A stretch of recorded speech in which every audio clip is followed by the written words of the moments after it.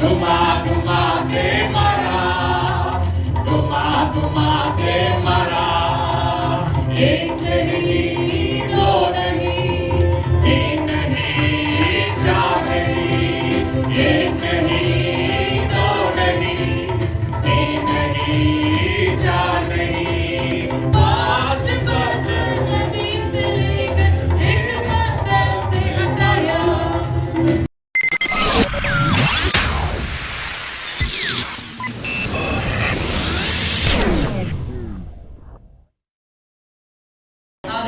And I just want to encourage you today ಇವತ್ತು ನಾನು ಒಂದು ಹೇಳಿ ಉತ್ಸಾಹಪಡಿಸಲು with a ಇಷ್ಟಪಡುತ್ತೇನೆ. very beautiful revelation that God gave me. ದೇವರು ಇದು ನನಗೆ ಬಹಳ ಸುಂದರವಾಗಿ ಪ್ರಕಟಿಸಿದಂತ ಕಾರ್ಯ. You know, can somebody turn your Bibles to Daniel chapter 6? ದಾನಿಯೇಲನು ಬರೆದ ಪುಸ್ತಕ 6ನೇ ಅಧ್ಯಾಯ. And I want somebody to open your mobile phone. Mobile ಅನ್ನು ತೆಗೆದು Okay? See, when you listen to God, ನೀವು ದೇವರ ವಾಕ್ಯವನ್ನು ಕೇಳುವಾಗ, when you obey the Lord, ನೀವು ದೇವರ ಆಜ್ಞೆಗಳಿಗೆ ವಿಧೇಯರಾಗುವಾಗ, when you surrender yourselves to the Lord, ನೀವು ದೇವರಿಗಾಗಿ ಒಪ್ಪಿಸಿಕೊಳ್ಳುವಾಗ, and as pastor spoke right now, pastor ಅವರು ಹೇಳಿದ ಹಾಗೆ God will be exceedingly strongly, you know, in a greater way in your life. ದೇವರು ದೊಡ್ಡವಾದಂತ ಕಾರ್ಯಗಳನ್ನು ನೀವು ಅಭಿವೃದ್ಧಿ ಆಗತಕ್ಕಂತೆ ದೇವರ ಕಾರ್ಯಗಳನ್ನು ಮಾಡುತ್ತಾರೆ. And how? ಯಾವ ರೀತಿಯಾಗಿ? If you understand this revelation. ಈ ವಾಕ್ಯದ ಮುಖಾಂತರವಾಗಿ ನಿಮಗೆ ಗೊತ್ತಾಗುತ್ತದೆ. Can somebody read chapter 6 verse 1? 6ನೇ ಅಧ್ಯಾಯ 1ನೇ ವಚನ. ದರ್ಯಾವೇಶನು ತನ್ನ ರಾಜ್ಯಭಾರವನ್ನು ನಿರ್ವಹಿಸುವುದಕ್ಕೋಸ್ಕರ ರಾಜ್ಯದ ಆಯಾ ಭಾಗಗಳ ಮೇಲೆ 120 ಮಂದಿ ದೇಶಾಧಿಪತಿಗಳನ್ನು. See, if you see here, there's a king called Darius. ಇಲ್ಲಿ ಬಂದು ದರಿಯು ರಾಜನನ್ನ ನೋಡುತ್ತೇವೆ. And he wants to, you know, expand his territory. ಆತನು ಬಂದು ತನ್ನ ಇರುವಂತ ಎಲ್ಲ ಅಭಿವೃದ್ಧಿ ಮಾಡಬೇಕು ಅಂತ ಯೋಚನೆ ಮಾಡ್ತಾನೆ. And in his territory he had 120 provinces. ಅಲ್ಲಿ ಬಂದು 120 ಪ್ರಾಂತಗಳನ್ನ ನೋಡ್ತೇವೆ. And in this 120 provinces, ಇಲ್ಲಿ ಬಂದು 120 ಪ್ರಾಂತದಲ್ಲಿ he appointed 120 people to oversee this 120 provinces. 128 ಪ್ರಾಂತಗಳನ್ನ ಕಣ್ಣು ಕಾಣಿಸುವುದಕ್ಕಾಗಿ 120 ಜನರನ್ನ ನೇಮಿಸುತ್ತಾರೆ. ಓದಿಮಾ ಅದಾದ್ಮೇಲೆ ರಾಜನಿಗೆ ನಷ್ಟವಾಗದಂತೆ ಆ ದೇಶಾಧಿಪತಿಗಳ ಮೇಲೆ ಅವರಿಂದ ಲೆಕ್ಕ ತೆಗೆದುಕೊಳ್ಳುವ 3 ಮುಖ್ಯಾಧಿಕಾರಿಗಳನ್ನು ನೇಮಿಸಬೇಕೆಂದು ನಿಶ್ಚಯಿಸಿಕೊಂಡನು. So not only appointing 120 chiefs over these provinces, ಇಲ್ಲಿ 120 ಜನರನ್ನ ನೇಮಿಸಿದ್ದು ಮಾತ್ರವಲ್ಲ, and to take care of this 120 he again appointed 3 chiefs of head to control this 120. 120 ಜನರನ್ನ ಕಂಟ್ರೋಲ್ ಮಾಡುವುದಕ್ಕೋಸ್ಕರ ಅವರ ಕೆಳಗಡೆ ಇರುವುದಕ್ಕೋಸ್ಕರ 3 ಜನರನ್ನ ಆಯ್ಕೆ ಮಾಡುತ್ತಾರೆ. Okay, so pass the calculator. Ready? Okay, 120 plus 3 123.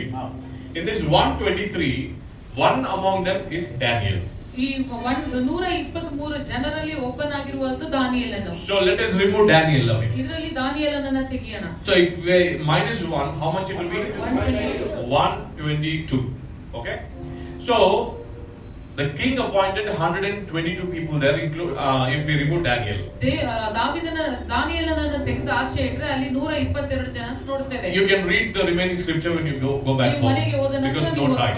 Okay, so when you read the scripture, ಈ ಗ್ರಂಥವನ್ನು ಓದುವಾಗ everybody was jealous upon Daniel. ಇಲ್ಲಿ ಇದ್ದಂತ ಎಲ್ಲ ಜನರು ಕೂಡ ದಾನಿಯೇಲನ ಮೇಲೆ ಹೊಟ್ಟೆಕಿಚ್ಚು ಪಟ್ಟರು. Obviously today, whoever is close to pastor, others having jealous. ಯಾರೆಲ್ಲ ಪಾಸ್ಟರ್ ಬಹಳ ಕ್ಲೋಸ್ ಆಗಿರ್ತಾರೋ ಇನ್ನೊಬ್ಬರಿಗೆ ಹೊಟ್ಟೆಕಿಚ್ಚು. Whoever is close to pastor amma, others jealous. You're all good people, I'm not talking about you. ನೀವೆಲ್ಲ ಒಳ್ಳೆಯವರೇನೆ, ನಾನು ನಿಮ್ಮ ಬಗ್ಗೆ ಮಾತಾಡ್ತಾ ಇಲ್ಲ.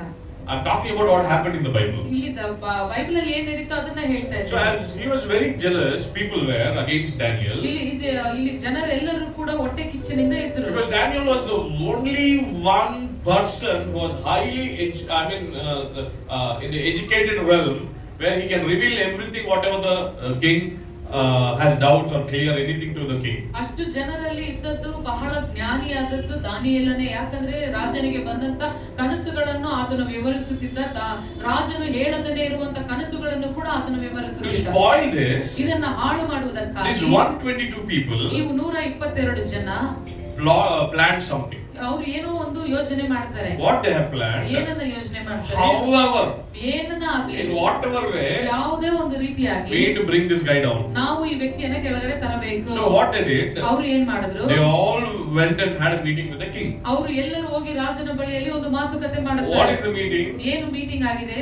Oh king, ಓ ರಾಜನೇ, do one thing. ನೀವು ಒಂದು ಕೆಲಸ ಮಾಡಿ. For another 30 days, ಇನ್ನೂ ಒಂದು 30 ದಿನ ಕಾಲ do not bring a decree stating that nobody should worship anybody apart from you. ಅಲ್ಲಿ ಒಂದು ಆಜ್ಞೆಯನ್ನ ನೀವು ಹೊರಡಿಸಿ ಏನದು ಅಂತಂದ್ರೆ ನಿಮ್ಮನ್ನಲ್ಲದೆ ಬೇರೆ ಯಾರಲ್ಲೂ ಕೂಡ 30 ದಿನಗಳ ಕಾಲ ಆರಾಧನೆ ಮಾಡಬಾರದು And ಅಂತ. if anybody cross this law, ಯಾರಾದ್ರೂ ಈ ಆಜ್ಞೆಯನ್ನು ನಿಷೇಧನ ಮಾಡಿದ್ರೆ they will put it cast into the den, ಆವಾಗ lion's den. ಅವರು ತಗೊಂಡು ಹೋಗಿ ಸಿಂಹದ ಗವಿಯಲ್ಲಿ ಹಾಕಲ್ಪಡ್ತಾರೆ. Amen. ಆಮೆನ್. So here, ಇಲ್ಲಿ as normally Daniel started praying morning, afternoon and evening. ಇಲ್ಲಿ ದಾನಿಯೇಲನು ಆತನು ಯಾವಾಗಲೂ ಪ್ರತಿದಿನ ಮಾಡುವ ಹಾಗೆ ಬೆಳಿಗ್ಗೆ ಮಧ್ಯಾಹ್ನ ರಾತ್ರಿ ಅಂತ ಪ್ರಾರ್ಥನೆ ಮಾಡಿ Even after bringing the law. ಈ ಆಜ್ಞೆಯನ್ನು ಹೊರಡಿಸಿದ ಮೇಲೂ ಹಾಗೆ ಪ್ರಾರ್ಥನೆ ಮಾಡಿದ್ರು. But as he brought this law, ಆದ್ರೆ ಆ ರೀತಿಯಾಗಿ ಆಜ್ಞೆಯನ್ನು ತಂದಿರುವಾಗ purposely these people took about Daniel to the king. ಈ 122 ಜನ ಈ ಸುದ್ದಿಯನ್ನು ತೆಗೆದುಕೊಂಡು ರಾಜನ ಬಳಿ ಹೋಗುತ್ತಾರೆ. See Lord, ನೋಡು ರಾಜನೇ, Majesty, ನೋಡು ನನ್ನ ರಾಜ, you brought this decree over the entire ನೀವು provinces. ಈ ರಾಜ್ಯದ ಮೇಲೆ ಏನನ್ನ ನೀವು ಅಧಿಕಾರವಾಗಿ ಹೇಳಿದ್ದೀರಾ? But Daniel is not following it. ಆದ್ರೆ ದಾನಿಯೇಲನು ಅದನ್ನು ಕೇಳುತ್ತಿಲ್ಲ. Daniel is not following it. ದಾನಿಯೇಲನು ಅದನ್ನು ಹಿಂಬಾಲಿಸುತ್ತಿಲ್ಲ. So put him back to ಆತನನ್ನು ಎಲ್ಲಿಗೆ ಹಾಕಿ? lion's den. ಸಿಂಹದ ಗವಿಯಲ್ಲಿ. Okay. So what happens? ಅವಾಗ ಅಲ್ಲಿ ಏನಾಗುತ್ತೆ? So because according to the law, ಇಲ್ಲಿ ಒಂದು ಆಜ್ಞೆಯ ಪ್ರಕಾರವಾಗಿ, ಕಾನೂನಿನ ಪ್ರಕಾರವಾಗಿ Daniel was in fault. ಆತನು ತಪ್ಪು ಮಾಡಿದ್ದಾನೆ. So they took him and put him into the den. ಅದಕ್ಕೋಸ್ಕರನೇ ದಾನಿಯೇಲನ ತೆಗೆದು ಸಿಂಹದ ಗವಿಯಲ್ಲಿ ಹಾಕಿದ್ದಾರೆ. And the king came and sealed it by his ring. He put one ring and kept. ಅಲ್ಲಿ ಬಂದು ರಾಜನ ಏನ್ ಮಾಡ್ತಾನೆ, ತನ್ನ ಬಳಿ ಇದ್ದಂತ ಉಂಗುರವನ್ನು ತೆಗೆದು ಹಾಕಿ ಅದಕ್ಕೆ ಬಂಧನ ಮಾಡುತ್ತಾನೆ. So that nobody should open it. ಅದನ್ನ ಯಾರು ತೆಗೆಯಬಾರದು ಅನ್ನೋದಕ್ಕೋಸ್ಕರ. Okay. Hallelujah. I have one question for you. ಇವಾಗ ನನಗೆ ಒಂದು ಪ್ರಶ್ನೆ ಇದೆ. How many lions is required to eat one man? ಜನ ಒಂದು ಮನುಷ್ಯನ ತಿನ್ನಬೇಕು ಅಂದ್ರೆ ಸಂಪೂರ್ಣವಾಗಿ ಎಷ್ಟು ಸಿಂಹಗಳು ಬೇಕು? ಒಂದು ದಿನಕ್ಕೆ ಸಿಂಹಕ್ಕೆ 150 ಕೆಜಿ ಊಟ ಬೇಕು. ಮಿನಿಮಮ್ 35 ರಿಂದ 150 ಕೆಜಿ ಊಟ ಬೇಕು. So it depends. It depends, alva. But according to my study, ನನ್ನ ಒಂದು ಸ್ಟಡಿಯ ಪ್ರಕಾರವಾಗಿ, but when we see down in the scripture, ಅಲ್ಲಿ ಹಾಗೆ ಕೆಳಗಡೆ ದೇವರ ವಾಕ್ಯವನ್ನು ನೋಡುವಾಗ, the Daniel was put into the den. ಅಲ್ಲಿ ದಾನಿಯೇಲನನ್ನ ಸಿಂಹದ ಗವಿಯಲ್ಲಿ ಹಾಕಿದ್ದಾರೆ. The king went back home. ಅಲ್ಲಿ ರಾಜನು ಹಿಂದಿರುಗಿ ಹೋಗಿದ್ದಾರೆ. He fasted that night. ಅವತ್ತು ಉಪವಾಸದಲ್ಲಿ He didn't eat anything. ಆತನು ಏನು ತಿನ್ನಲಿಲ್ಲ. Because he's only one person who can help him out is put into den. ಯಾಕೆಂದ್ರೆ ಆತನಿಗೆ ಸಹಾಯ ಮಾಡಲು ಸಾಧ್ಯವಾಗುವಂತ ಒಂದೇ ಒಂದು ವ್ಯಕ್ತಿ ಆತನು ಸಿಂಹದ ಗವಿಯಲ್ಲಿ ಕಾಣಲ್ಪಟ್ಟಿದ್ದಾನೆ. So the next day morning he came back. Next ದಿನ ಬೆಳಿಗ್ಗೆ ಆತನು ಎದ್ದು ಬಂದು ನೋಡುತ್ತಿದ್ದಾರೆ. And he's asking, ದಾನಿಯೇಲನೇ, are you alive? ನೀನು ಇನ್ನೂ ಬದುಕಿದೀಯಾ? And then he said, Your Majesty, ಇದು ರಾಜನೇ, here I am. ನಾನು ಇಲ್ಲಿದ್ದೇನೆ. Did not the lions eat you? ನಿನ್ನನ್ನು ಸಿಂಹಗಳು ತಿನ್ನಲಿಲ್ವಾ? He said, ಅವಾಗ ಆತನು ಹೇಳ್ತಾನೆ, My God sent his angels and bind all the mouths. ನನ್ನ ದೇವದೂತರುಗಳನ್ನ ಕಳಿಸಿ ಸಿಂಹದ ಬಾಯನ್ನು ಕಟ್ಟಿದರು. Actually, this is not the revelation. The revelation will come now. ಇವಾಗ ಪ್ರಕಟಣೆ ಮುಂದೆ ಬರುವಂತದ್ದಾಗಿದೆ. So here, ಇಲ್ಲಿ according to National Geography, national geography channel ಪ್ರಕಾರವಾಗಿ, when we see the scripture, ಇಲ್ಲಿ ನಾವು ದೇವರ ವಾಕ್ಯವನ್ನು ನೋಡುವಾಗ, when the lions did not touch him, ಅಲ್ಲಿ ಬಂದು ಸಿಂಹಗಳು ಆತನನ್ನು ಮುಟ್ಟಲಿಲ್ಲ. so as the king again passed the decree. ಅಲ್ಲಿ ರಾಜನು ಅದನ್ನ ಆಜ್ಞೆಯನ್ನು ಹೊರಡಿಸಿದರು. From today onwards, Daniel's God is the real God. ಆತನು ಹೇಳುತ್ತಿದ್ದಾನೆ, ದಾನಿಯೇಲನ ದೇವರೇ ನಿಜವಾದಂತ ದೇವರು. So everybody should worship him. ಎಲ್ಲರೂ ಕೂಡ ದೇವರನ್ನ ಆರಾಧನೆ ಮಾಡಬೇಕು. And he did not leave that there itself. ಅಲ್ಲಿಯೇ ಆತನು ಬಿಡಲಿಲ್ಲ. What he did, ಆತನು ಮತ್ತೆ ಏನು ಮಾಡುತ್ತಾನೆ? whoever was jealous against Daniel, ಯಾರೆಲ್ಲ ಹೊಟ್ಟೆಕಿಚ್ಚು ಪಟ್ಟರು, whoever was jealous against Daniel, ದಾನಿಯೇಲನ ವಿರುದ್ಧವಾಗಿ ಯಾರೆಲ್ಲ ಹೊಟ್ಟೆಕಿಚ್ಚು ಪಟ್ಟರು, that 122 people, 122 ಜನರ ಮೇಲೆ, along with their wives, ಅವರ ಹೆಂಡತಿಯರನ್ನು, along with their children, ಅವರ ಮಕ್ಕಳ ಸಂಗಡ, was the decree passed ಅಲ್ಲಿ ಒಂದು ಆಜ್ಞೆ ಹೊರಡಿಸುತ್ತಾರೆ. That along everybody should be put into lion's ಅಲ್ಲಿ den. ಎಲ್ಲರನ್ನು ಕೂಡ ಅಲ್ಲಿ ಹಾಕಬೇಕು ಸಿಂಹದ ಗವಿಯಲ್ಲಿ. So as one by one was casting them into the lion's den, ಅಲ್ಲಿ ಒಬ್ಬರ ಆದ ನಂತರ ಒಬ್ಬರನ್ನು ಬಿಸಾಕುವಾಗ they were becoming powder. ಅಲ್ಲಿ ಬಂದು ಮೂಳೆ ಕೂಡ ಸಿಂಹಗಳು ಬಿಡಲಿಲ್ಲ. It was becoming powder. ಅದು ಬಂದು ಪುಡಿಯಾಗಿ ಹೋಯಿತು. That's what the scripture says. ಅದನ್ನೇ ದೇವರ ವಾಕ್ಯದಲ್ಲಿ ನಾವು ನೋಡೋದು. But when we see, according to me, the National Geography, ಅಲ್ಲಿ ನಾವು ನ್ಯಾಷನಲ್ ಜಿಯೋಗ್ರಫಿಯಲ್ಲಿ ನೋಡುವಾಗ to eat one man, ಒಂದು ಮನುಷ್ಯನನ್ನ ತಿನ್ನಲು 7 to 8 lions are required. 7 ರಿಂದ 8 ಪ್ರಾಣಿಗಳು ಬೇಕು. Of course, it needs that much meat, but if it takes one bite of the leg and it will not come back. ಅದು ಒಂದು ತೊಡೆಯ ಮಾಂಸವನ್ನು ಕಿತ್ಕೊಂಡು ಹೋಯ್ತು ಅಂದ್ರೆ ಮತ್ತೆ ಅದು ಹಿಂದಿರುಗಿ ಬರಲ್ಲ. It will not come back to that same and eat. ಅಲ್ಲೇ ಬಂದು ಮತ್ತೆ ತಿನ್ನೋದಿಲ್ಲ. It needs the other one. ಅದಕ್ಕೆ ಬೇರೆ ಪಾಠ ಬೇಕು. Okay? So 122 people. ಅಲ್ಲಿ 122 ಜನ. In olden days we'll give 2 wives. ಅಲ್ಲಿ 2 ಹೆಂಡತಿದಿರ ಅಂತ ಇಟ್ಕೊಳ್ಳೋಣ ಒಬ್ಬರಿಗೆ. Because okay, in the olden days. ಹಳೆ ಕಾಲದಲ್ಲಿ. So 122 into 2. 122 244. And those times it's all cricket team, volleyball team, kabaddi team. No? Use family. So let us not keep as a team. We'll keep 4 for each. Okay? So 244 into 4, 976. So how many? 976 976 people, as per my revelation, which I got, was put into lions den. Okay? Then how many lions should have been that night there? 976. So keep at least 6 lions for one person into 6.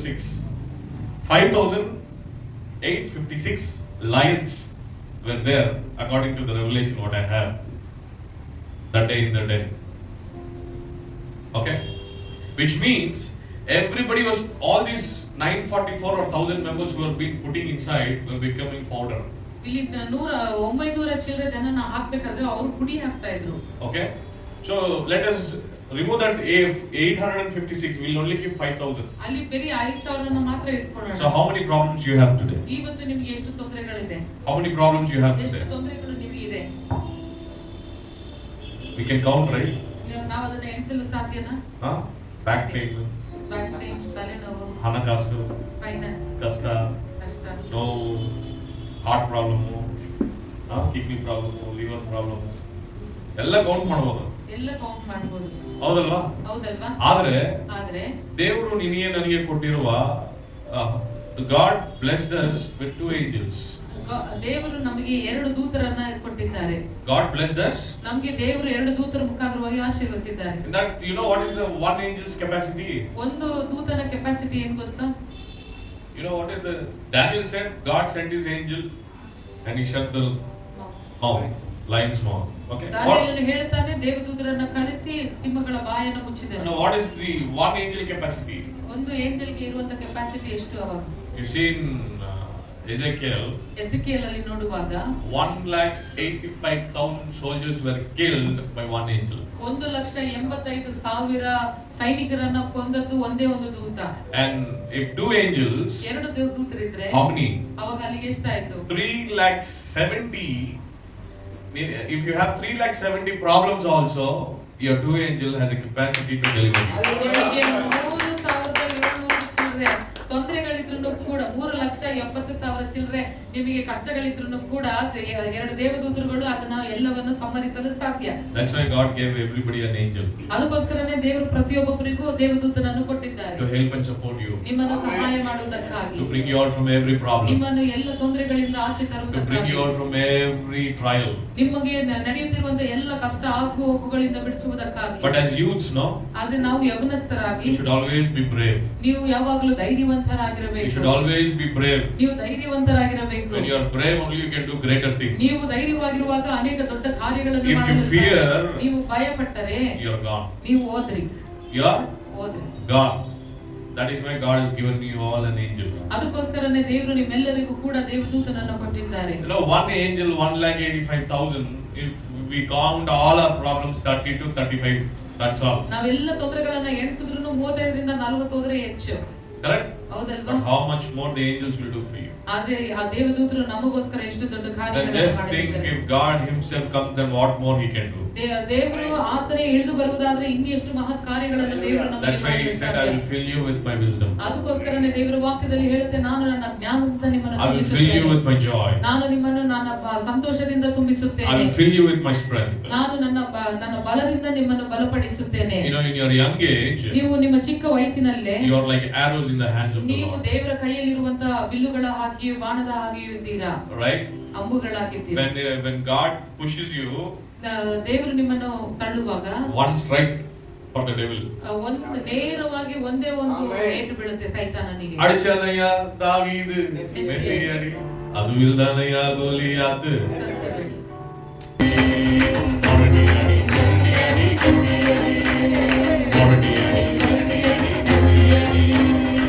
David ने गोलियत को तोपों से मारा, दावीद ने गोलियत को धुमा से मारा, धुमा से मारा। एक नहीं दो नहीं, तीन नहीं चार नहीं, एक नहीं दो नहीं, तीन नहीं चार नहीं, पांच पत्थर नदी से लेकर एक पत्थर से हटाया, मारा धुमा से मारा, धुमा से मारा। This evening, Lord. Father, we ask for your anointing, we ask for your breakthrough, we ask for your Holy Spirit to reign upon them, oh Father God, Lord. Shall we all clap our hands and be seated?